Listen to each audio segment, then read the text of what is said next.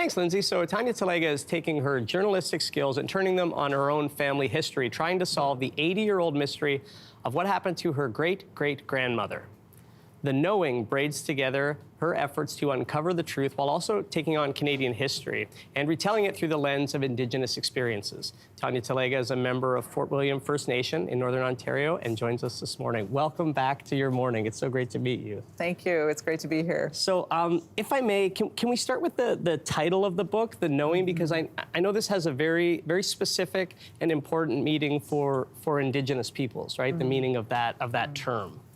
You know, when I think of the Knowing, I think of the fact that so many of our families, First Nation, Métis, Inuit, we have all been part of the same story. Our families have gone through Indian residential school.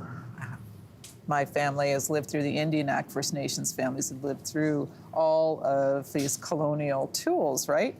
And we all had family members that didn't come home from Indian residential school, from Indian hospitals, from tuberculosis sanitaria. We had family members that were just gone. And we have all had that in our families. When the 215 happened in Kamloops, I was there as a journalist. You know, I was into Kamloops. I was there in those early days when it was first announced that the children, the potential graves of their children were found. And everyone talked of the Knowing. We all knew of people that didn't come home. Right. And when I heard the phrase at Kamloops, the Knowing, I'm like, yes, that is true. We all feel that. We all have someone in our family. Yeah. You went on a journey to find out more about your great-great-grandmother, as I mentioned off the top. Annie Carpenter is her name. And I'm curious from your perspective as her relative, but also as an award-winning journalist, the challenges that you faced in uncovering information, because we know that for so many Indigenous peoples, records, all sorts of documents and records were either stolen, damaged, or missing, and records that are there are, I know, a lot of inconsistencies. So as a journalist, what was the process like of uncovering her story or trying to do so, given all of those very practical challenges? There's so many of them, you know. For a long time, my Uncle Hank, so Annie's grandson, was trying to find what happened to her. He had this file folder that he used to carry around, and it had all these pieces of paper in it. It had maps, it had letters to various government officials.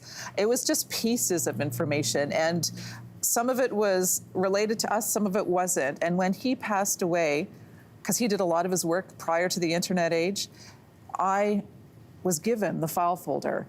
And that was the beginning, really, of searching for the records. And as you just said, I mean, so many of our records as Indigenous people are lost. They've been destroyed, they're misfiled, they're just simply gone.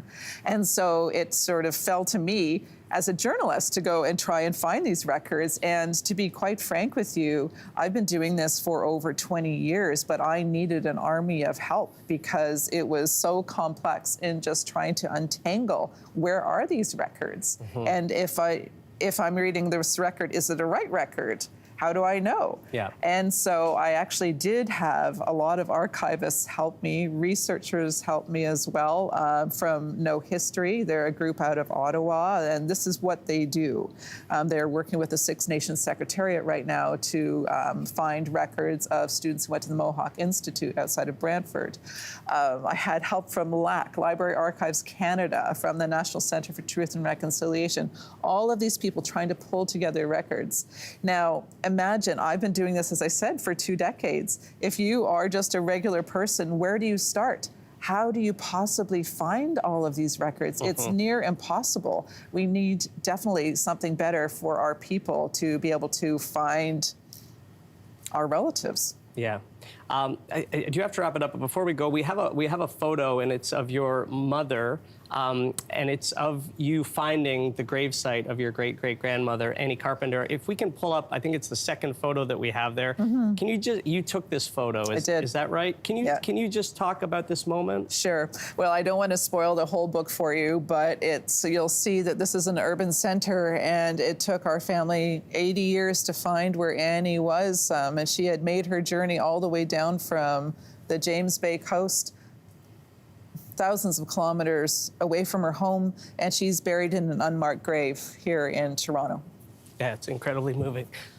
Thank you so much for being here. The book is called The Knowing, and it's out today. Hey, thanks for watching. If you liked this, be sure to subscribe here, or you can check out more Your Morning videos right here.